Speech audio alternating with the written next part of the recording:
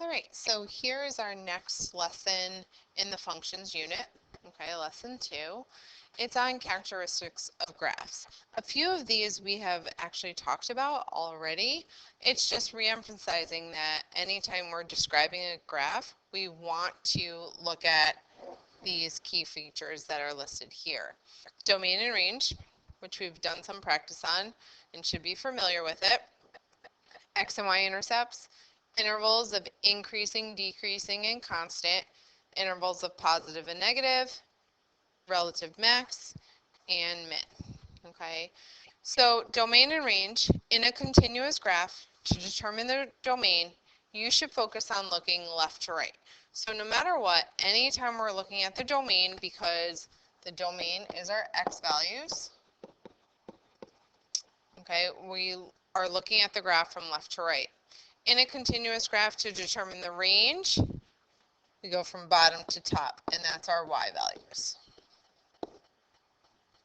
Okay. Interval notation helps us describe the domain and range of graphs that are continuous situations. So this first example in A, okay, be careful of the intervals. This graph is a little off, okay, especially for the range, okay. So if we look at from left to right, the smallest x value being used, and again, the x's are increasing by 2's, so we have -2, -4, -6 for the smallest x value, and the largest x value is 2, 4, 6, 8.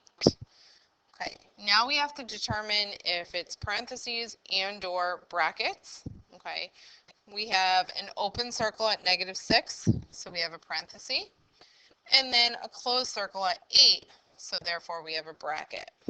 Okay, now our range, be careful here is where it changes. Starts at -1 is the first tick mark, then -3, -5, -7, -9. So when we're looking at the range, go from the bottom to the top. So our lowest y value being used is -7. And be careful here. Now this goes up by 2's. Okay. Our highest y value being used is 4. So now we look at for brackets and parentheses. -7 we have a closed circle, so therefore it's a bracket. 4 we have an open circle, therefore it's a parentheses. Okay. So now for B, this is a V shape, absolute value, which was mentioned in the last video. So we look at the domain, and again, arrows, as we look at it from left to right, our domain, -infinity to infinity, which is all real numbers, and our range.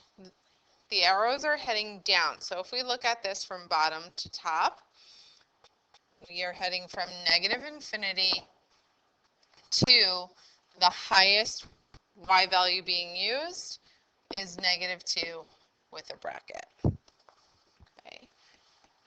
Now in C, this is a quadratic,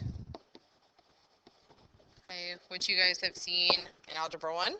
Okay, so a quadratic, for that domain, again, left to right, our domain is -infinity to infinity, and our range, our smallest y value being used is -2, but it's heading to positive infinity. Okay, D, this is actually a cubic graph, but it resembles like a linear function. So we have arrows in both directions, so the domain here is -infinity to infinity, and the range is also the same. Okay, so linear functions and cubic functions that have arrows, top and bottom, are always continuous in both directions. Okay, so domain and range, again, a little refresher. Going through these 4 graphs should have been pretty simple. Now we're looking at x and y intercepts based off of graphs. So just a little reminders. Identify x and y intercepts from a function's graph. To find x-intercepts, look at the point where the graph crosses the x-axis, meaning your y values are 0. That's why when we do the x-intercepts, we always write whatever the value is, 0. Okay, to find y-intercepts, we look at where it crosses the y-axis, and your x value is 0. So when you write y-intercepts, it's 0, and then your value. Okay. The zeros of a function f are the x values, so of which f of x equals 0. These are x-intercepts. So in this first graph, we want to identify the x and y-intercepts. Okay, the x-intercepts cross the x-axis at 2, 0. Our y-intercept crosses the y-axis at 0, 4. Okay, so now we're going to look at B and C. For B, we cross the x-axis here, here, as well as here. So when we write these x-intercepts, we have -2, 0, 0, 0, and 1, 0. Then we look at the y-intercept, which is 0, 0. Okay. Then we look at our last graph. We have x-intercept here and here. And these are going to be approximations because it's not exactly on -1 and 3. So anytime we have approximations, little squiggly equal sign, -1, 0, and then approximately 3, 0. And then our y-intercept crosses at 0, 5.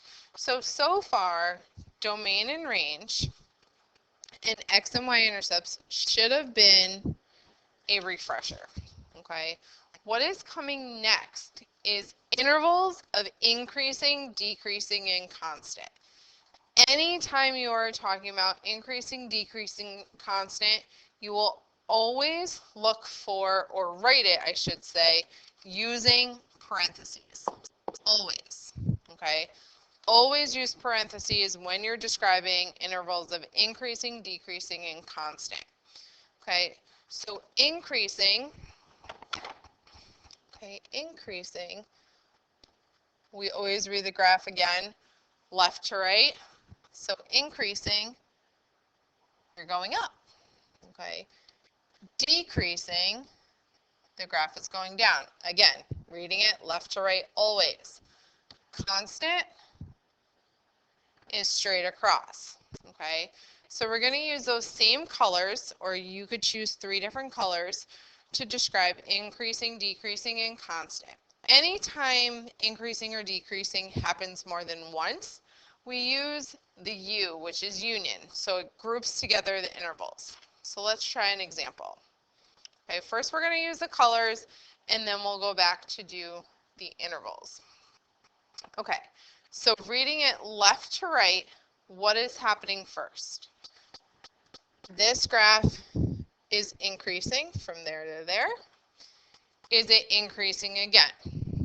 Yes, it is, from here to here. Now, what's happening in between? We are constant in between. Okay, so now it's not decreasing, the graph isn't going down at all. Okay, so we only have increasing and constant. So how we write these intervals is we look at the x values. It's always the domain. So we could first start with, okay, what is the domain of this function? And again, be careful with intervals. It's -2, -4, -6, -8. So our domain is from -8, -8 to 2, 4, 6, 8 to 8. Okay. Now, with domain and range, we use brackets, okay, and parentheses. However, when we're talking about intervals of increasing and decreasing and constant, we always use parentheses. So our first is increasing. So we go from -8 to -4. Okay. Then we continue with constant. And we're constant from -4 to 2. Okay. Then we end up increasing again. So since we're increasing again, we put a U in between the two intervals, and we go from 2 to 8. So if you notice here, we just broke up our domain. We still have included here -8 to 8, but it's split up by telling us what's increasing, decreasing, and constant. Okay, so pause the video and try B. Okay, so I did the colors for you, and hopefully you have the intervals written down. This domain is from -infinity to infinity. So we start with this first green line here, which is decreasing from -infinity to -1, -2, -3, -4, -5 to -5. Okay, then we pick up, it's increasing from -5 to -2. Union, then it's decreasing from -2 to 0. There's one spot. Then we're increasing from 0 to 2. Then we're decreasing again from 2 to 3, 4, 5. From 2 to 5. Then we increase from 5 to infinity. In this case, there is no constant. Okay, so we just have increasing and decreasing over the span of -infinity to infinity. So remember, increasing, decreasing, constant. Always look from left to right and use colors to help you out. And it's always in parentheses, and if there's more than one, you put in a union to group those intervals. Okay. The next piece can be a little confusing. Okay, a function is positive on intervals. You read the intervals on the x-axis always, where the graph lies above the x-axis. So the notation, when it's positive, when y is greater than 0, okay? When it's negative, where it's below the x-axis, where y is less than 0. Again, we're still using parentheses. We're only using x values and union to group the individual intervals. Okay, so we want to look at, we're using the x-axis as our boundary line here. What falls above the x-axis is where y is greater than 0. What falls below the x-axis is when y is less than 0. So again, we're going to use colors, okay? And if it's above the x-axis, it's positive. Y is positive. So from here to here, we are positive. And from here to here, we're also positive. From this point to this point, our graph is negative. So now we create the intervals. Okay, so from -5 to -1, we are positive. We are also positive from 2 to 6. Okay, because that's my purple lines. That's above the x-axis. Then we are negative from -1 to 2. That's where my graph is in the negative zone. Okay, we're going to try one more together, and you guys are going to do the last one on your own. So still use the x-axis as your boundary line. use a specific color for positive, so I'm using pink. That's where my graph is positive, and yellow is where my graph is negative. So we're going to fill this in. My graph is positive from -4 to 1. My graph is negative from -5 to -4, union -1 to 4. Okay, so I want you to pause the video right now and try B. Okay, so in purple is where my graph is positive. So my graph is positive from 0 to 2, and then from 4 to 6. My graph is negative from 2 to 4. Okay, so again, use colors to help you draw your boundary line on your x-axis to decipher what's positive and what's negative to help you out. And again, we're just looking at our x values and the domain. Okay, and the last thing is max and min. Okay, so maximums and mins are where the graph changes. So when you go from increasing to decreasing, you have a maximum, which is like a peak or a hill. When you go from decreasing to increasing, you have a minimum, which is like a valley. Your infinity will never be a max or a min. You're only looking for the turning points, okay? And when you describe the max and min, it's your y values only. So it's your highest and lowest y value. And since we have relative in front of it, it could be more than 1. So this first example here, my maximums are my highest points. So here we have -3, 2 is a peak, 2, 1 is a peak. And we're only using the y values. So our relative max is 1 and 2. Okay, so again, just the y values as my relative max. My relative min is -1, -3, and 4, -1. So my relative min is -3 and -1. Okay, so we're going to try one more together. You look to see, okay, how many turning points from increase to decrease do I have? Well, I have one here, and one here.